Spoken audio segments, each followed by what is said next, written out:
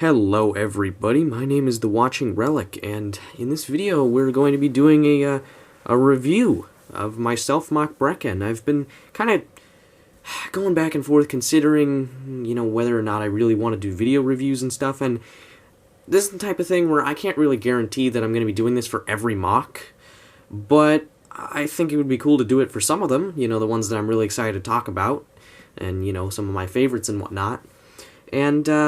And so yeah, I'm basically just going to be taking a look at the build of this guy from the feet up, like everyone else does. But before we do that, let me just get a couple things out of the way. Story and character-wise, I'm not really going to talk about any of that kind of stuff here. At some point, I really should make a video just talking about nothing but my story concepts and ideas. Just purely focusing on that. And how some of my characters and whatnot work into my story, because I don't have individual characters with individual... Well, I have individual characters, but, they don't each stand on their own alone with their own backstories that just... And that's it, They all work together. And that's how I've always pretty much done things. And so, yeah. But anyway, so let's actually get into detail about this guy, and let me just adjust some things. Oh dear, that might have been really annoying from the viewer's perspectives. Alright, so, and I bumped the camera. The feet themselves are, they're just Metro feet. There's nothing really to say. I think they work pretty well.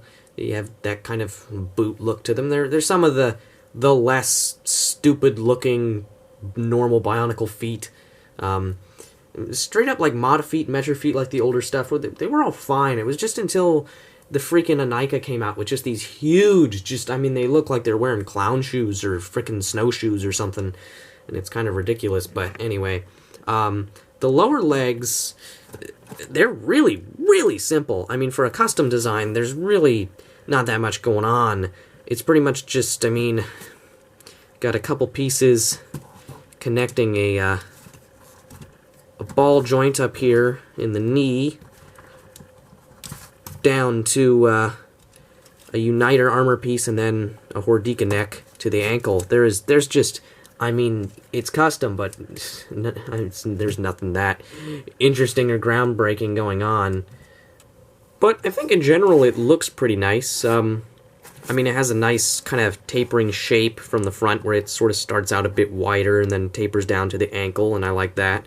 It's a bit gappy from the side. This gap doesn't bother me so much by the knee because it's sort of like, a big knee pad armor type piece, and you'd almost expect there to be a bit of a gap. It's mainly this one that bugs me, and there's just really, no conceivable good way to get rid of that just by virtue of the frickin' uniter piece. Honestly, I don't know what you would put there. Maybe you could friction connection something in there, I don't know, stick a flex tube around his lower leg. That would probably look absolutely terrible. But anyway, the thighs are really beefy. Just his legs in general, but especially his thighs and his hip area, or his waist area, you can kind of see is just really, really bulky and just big and thick. I did swap out these Bionicle armor pieces on the front. Used to be the Metro armor pieces, but swap them out for these ones because they kind of go out a little bit up at the top part. It makes this little bushing a lot less annoying looking. It doesn't stick out as unnaturally, and I don't know. They cover a bit more space of the upper legs. Underneath, if I can get some of this stuff off. It's a bit of a pain. There we go.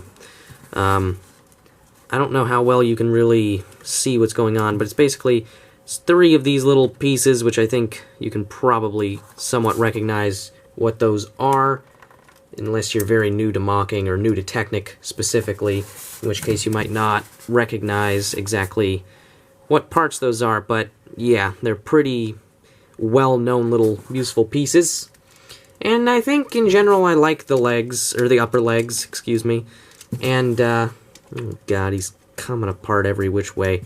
But anyway, and they really add to that tapering effect. If you look at his whole leg, Like, it starts out really bulky, especially with this little skirt bit, and then it just tapers down to the ankle very smoothly. It's a little bit rougher from the side, but from the front, looks nice. Looks really, really nice. Talking about the waist, the little skirt pieces, they aren't like affixed to the upper legs. They just flop around, which you really need them to have any sort of half-decent articulation. And, yeah, these little Borak eyes kind of help to fill in the gaps, but in general, I do wish they sat a little bit lower and flatter down onto the hip, but oh well. I think they look fine from most angles. The back sort of has a nice looking design with this relatively round, Borak shield in the middle, and then these sort of spiky curved bits sort of forming almost a bigger partial circle around it. It's kind of a cool look, and that then corresponds very well with the upper back, which sort of has the same thing going, just with a slightly different piece in the middle. And in general, I really like that. I think that gives the back of the MOC some interest, and doesn't just make it plain and boring, which is always good, because sometimes the back is the most neglected part. In fact, it probably usually is, if you really think about it. Especially on a lot of CCBS-based MOCs and sets. Although we did get some pretty good back armor with a lot of the Uniters, which I really appreciated. I love the Uniters. I will just say, as a Technic guy, thought those were some of the best, probably the best CCBS sets ever. Right up there with Witch Doctor and pretty much just Witch Doctor. Let's face it, there weren't too many other really great CCBS sets from Hero Factory, but anyway.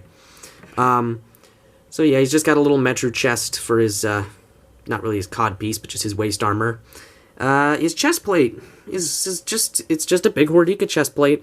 Normally, I try to do a little bit more detail on the chest, but I just kind of went straight up and simple with this, and I think it looks pretty good. I mean, that's one of the better, nicer looking sort of chest plate pieces, I would say. And if I take this off, this might be somewhat surprising. Not really, but whatever. The whole torso is based primarily off of a 2015 gearbox. It's not like it has the gimmick or anything. It doesn't. But that's just there as like the main base, like frame piece for the torso.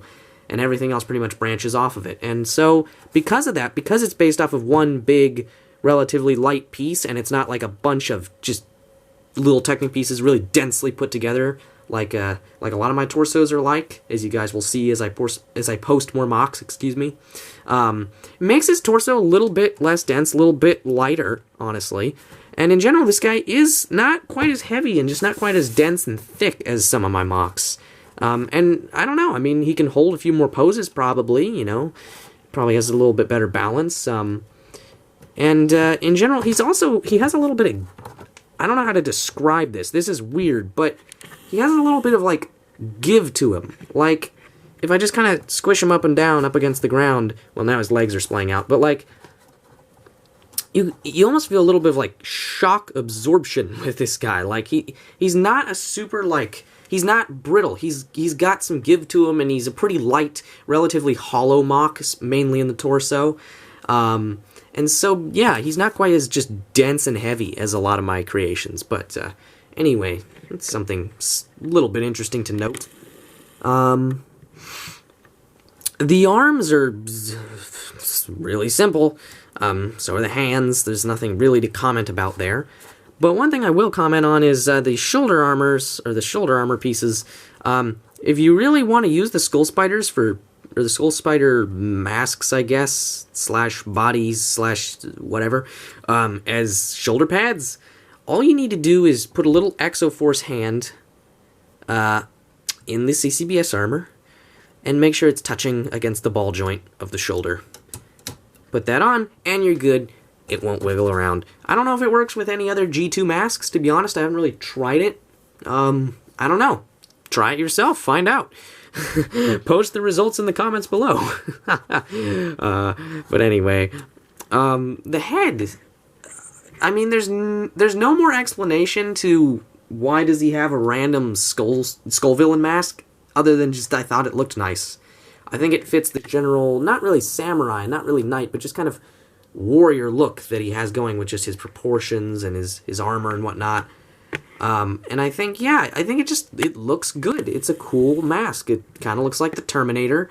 I remember when I first got the sets, I kind of preferred the other one that came with Scorpio and Basher, but I've really grown to love this mask, honestly. I think it has a cool look to it. It's not necessarily all that Bionicle-ish, but I think it's cool.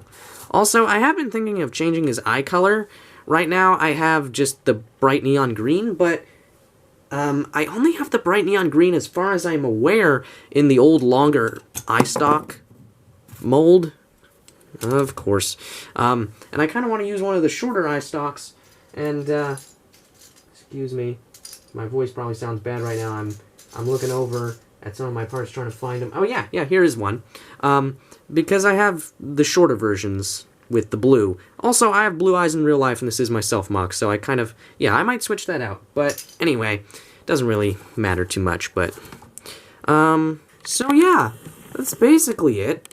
I kind of went over that as quick as I could. I generally, one of my complaints with MOC reviews is that they usually go on for an absurdly long time for how complex or how big the MOC is. I mean, you know, if you're reviewing a giant Titan made purely of the smallest, little, most detailed pieces possible, then sure, you know, give yourself 20 minutes, half hour, but like for this guy, there's no need to draw this out.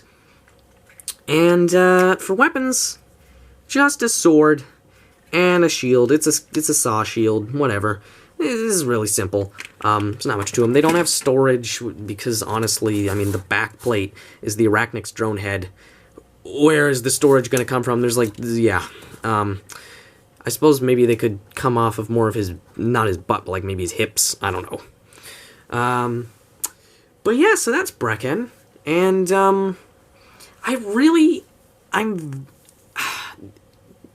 I don't know how many people can relate to this necessarily, because I know that there's some mockists that are just super self-critical of everything, which I usually am, to be honest, and there might be some mockists that are usually just pretty satisfied with everything and aren't super picky or aren't super, you know, they aren't as perfectionist as I am and as some people are. But do you ever just get a MOC where you're just so satisfied with it and you've built it months ago, which I have with this guy, and you haven't changed it, like, barely at all? Like, that's how I'm feeling about Brekken here. That's one of the reasons that I've dubbed him my SelfMOC. Not only was he originally intended to be when I was building him, but just, he's turned out to be such a nice MOC, in my opinion. I mean, I don't want to sound arrogant at all. I shouldn't say that, like, he's a great MOC. I should just say I'm very pleased and satisfied. I don't feel the need to change anything in particular, and that's really nice, because normally when I build MOCs, there's just weeks of tinkering and perfecting and working out every little issue I can possibly find, and I never had that with this guy. So, anyway, this is Brekken. My name is The Watching Relic. Here's Gresh for a size comparison, and I will see you all next time.